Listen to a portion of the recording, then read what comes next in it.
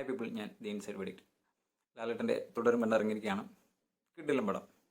Personally ഞാൻ ലാലേട്ടനെ ആഗ്രഹിക്കുന്ന ഒരു ക്യാരക്ടറുണ്ട്. അതായത് നമുക്കൊരു ഹാപ്പിനെസ് തരുന്ന, അതായത് പുള്ളി കാണിച്ചു കൂട്ടുന്ന ഓരോ പ്രവൃത്തികൾ നമുക്ക് അതുപോലെ ഒരു ചിരി പടർത്തുന്ന രീതിയിലുള്ള കാഴ്ചകൾ നമുക്ക് സംഭവിക്കുന്ന ഒരു വ്യക്തിയാണ് ലാലേട്ടൻ. ഒട്ടും തന്നെ ക്രിഞ്ചെന്ന് തോന്നിപ്പിക്കുന്ന രീതിയിൽ യാതൊരു സിനിമ എനിക്ക് ഫീൽ ചെയ്തിട്ടില്ല. ഫോർ എക്സാമ്പിൾ പറയുകയാണെങ്കിൽ ഇട്ടിമാണിയിലൊക്കെ കാണിച്ചു കൂട്ടിയതുപോലുള്ള എന്തൊക്കെയോ ചിരിപ്പിക്കാൻ വേണ്ടി കാണിച്ചു കൂട്ടുന്നുള്ള രീതിയിലല്ല.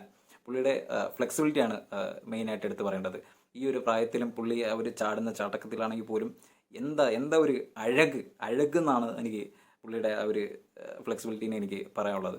പിന്നെ ഈ സിനിമയെക്കുറിച്ച് പറയുകയാണെങ്കിൽ എനിക്ക് ഏറ്റവും കൂടുതൽ പേഴ്സണലി ഇതിനെ പുകഴ്ത്താൻ താല്പര്യമുള്ളത് ഇതിൻ്റെ തിരക്കഥ, സംഭാഷണം എന്ന് പറയുന്നത് ഫസ്റ്റ് ഹാഫൊക്കെ എന്ന് വെച്ച് കഴിഞ്ഞാൽ ഫുൾ ട്രോളാണ്. ഒരു അസ്ഥാനത്തൊന്നുമല്ല, എല്ലാം ഓൺ ദി സ്പോട്ടിലാണ്. ഓരോരുത്തർക്കുള്ള ഓരോ മറുപടികളാണെങ്കിലും എല്ലാം, ഈവൻ സെക്കൻഡ് ഹാഫിലോട്ട് കടന്നു കഴിഞ്ഞാൽ പോലും എല്ലാം നമുക്ക് ഓർത്തിരിക്കാൻ പറ്റുന്ന കുറേ ഡയലോഗ്സാണ് ഈ സിനിമയിൽ ഉള്ളത്. അതേപോലെ കാസ്റ്റിംഗ് എന്ന് പറയുകയാണെങ്കിൽ തീർച്ചയായിട്ടും ലാലേട്ടൻ്റെ പെർഫോമൻസ്. അതേപോലെ ജോർജ് സാർ എന്ന് പറയുന്നൊരു പുള്ളി ഞാൻ ഫസ്റ്റ് ടൈമാണ് കാണുന്നത്. എനിക്ക് മേ ബി ഫേമസ് ആയിരിക്കും, എനിക്കറിയില്ല. ഞാൻ ഫസ്റ്റ് ടൈമാണ് പുള്ളിയെ കാണുന്നത്.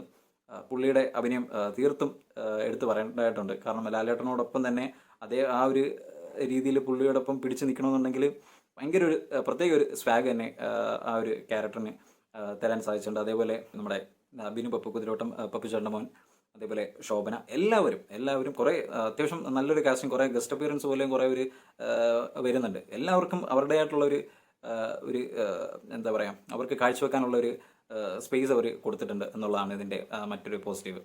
പിന്നെ പറയാനുള്ളത് സ്കോർ ജേക്സ് ബിജോയി മാൻ, പുള്ളി ഒട്ടും തന്നെ ഓവറാക്കിയിട്ടില്ല. എലിവേറ്റ് ചെയ്യേണ്ട സ്ഥാനത്ത് കറക്റ്റായിട്ടാണ് ചെയ്യുന്നത്. ഒരു തരത്തിൽ നമുക്ക് ഇത് എന്തൊരു ഓവറാ അല്ലെങ്കിൽ ഒട്ടുമില്ലേ അങ്ങനെയൊന്നുമല്ല. എല്ലാം പെർഫെക്റ്റ്ലി ബാലൻസ്ഡ് ആണ് ഈ സിനിമ എന്ന് പറയുന്നത്. സ്ക്രിപ്റ്റ് കൊണ്ടും ഡയലോഗ്സ് കൊണ്ടും സ്കോർ കൊണ്ടും, അതേപോലെ സിനിമാറ്റോഗ്രാഫി ഷാജി കുമാർ, എല്ലാം കുറേ സെക്കൻഡ് ഹാഫൊക്കെ കുറേ ലാലേട്ടൻ്റെ കുറേ ക്ലോസപ്പ് ഷോട്ട് ഉണ്ട്. ഞാൻ എടുത്ത് പറയാം, മലയക്കോട്ടെ വാലിബലിനകത്ത് പറയുന്നുണ്ടല്ലോ തിയേറ്റർ കുലുങ്ങുന്നു. ഇതിനകത്ത് സെക്കൻഡ് ഹാഫിൽ ഒരു ലാലേട്ടൻ്റെ ഒരു ക്ലോസപ്പ് ഷോട്ടുണ്ട്. ഇന്ന് 6 മണിക്കത്തെ ഷോ തിയേറ്റർ കുലുങ്ങും. അതിൽ യാതൊരു മാറ്റമില്ല.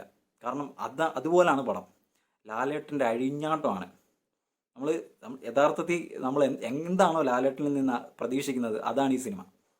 തരുൺ മൂർത്തി, തനിക്ക് പണി അറിയുള്ളൂ, നല്ല കറക്റ്റായിട്ട് പണി അറിയാം.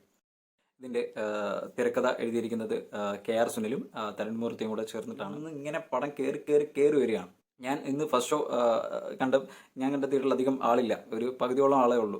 പക്ഷേ ഉറപ്പിച്ച് പറയാം, ഫുൾ ഹൗസ്ഫുൾ ആയിരിക്കും എന്നുള്ളത് 110% ഉറപ്പാണ്.